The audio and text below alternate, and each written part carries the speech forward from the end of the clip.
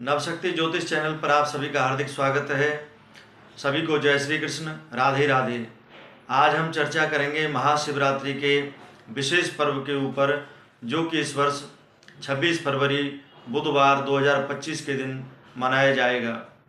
वैसे तो सभी शिव भक्त शिवरात्रि को भगवान शंकर का पूजन करते ही हैं, लेकिन साथियों फिर भी लोगों की जिज्ञासा रहती है कि ऐसा क्या पूजन विधान है, ऐसा क्या उपाय है जिसको करने से भगवान शंकर की कृपा हमें प्राप्त हो और हमारे जो जीवन में अनेक कार्य रुके हुए हैं उनकी सिद्धि, उनकी पूर्ति हो सके।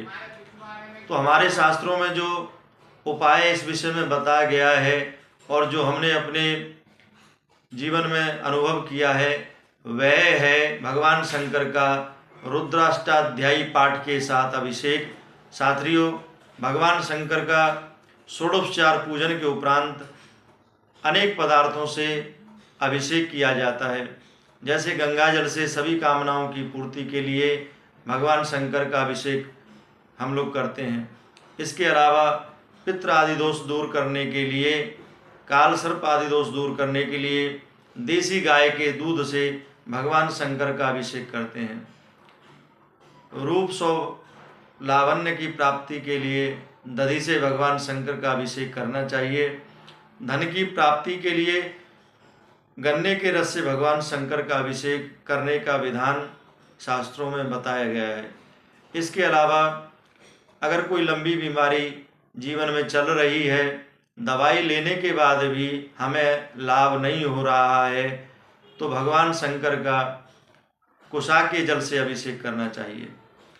साथियों, वैसे तो आप कोशिश करें कि जो डॉक्टर की दवाई है उसको भी समय से लें और जो परहेज हैं उनको भी आप पालन करें, लेकिन फिर भी यह सब करने के बाद अगर हमें आराम नहीं मिल रहा है तब आपको कुशा के जल से भगवान शंकर का अभिषेक करना चाहिए। वैसे तो इस दिन ब्रह्म मुहूर्त में अथवा शाम को प्रदोष काल में अभिषेक का विशेष महत्व है, लेकिन जिनकी राहु आदि की महादशा चल रही है, बिना कारण ही बदनामी परेशानी झेल रहे हैं, कोर्ट केस आदि को झेल रहे हैं, उनको शिवरात्रि के दिन रात्रि में और हो सके तो मध्य रात्रि में भगवान शंकर का अभिषेक करना चाहिए। रात्रि में शाम के समय से भगवान शंकर की 4 पहर की पूजाओं के समय भी आप इस अभिषेक को कर सकते हैं। इसका विशेष महत्व है।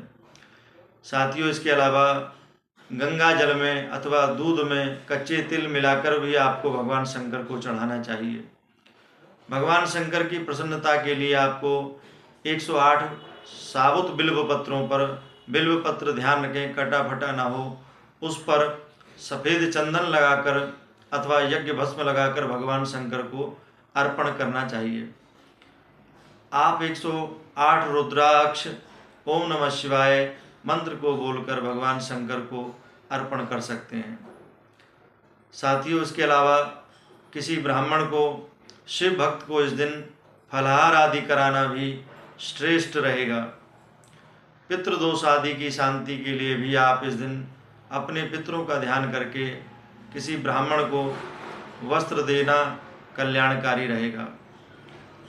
साथियों, ऐसी अनेक और जानकारियों की प्राप्ति के लिए आप हमारे चैनल को लाइक करें, सब्सक्राइब करें, बेल आइकन को दबाना ना भूलें।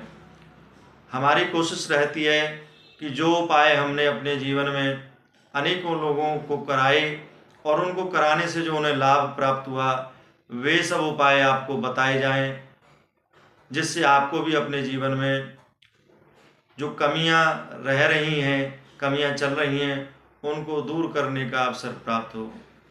इस दिन आप शिवरात्रि के दिन आप भगवान शंकर का नमः शिवाय मंत्र का जाप कर सकते हैं।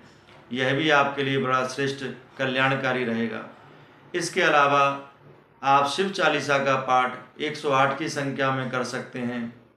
इसके अलावा भगवान शंकर के 108 नामों का पाठ आप 108 की संख्या में या जितना आप ज़्यादा कर सकें उतना श्रेष्ठ रहेगा।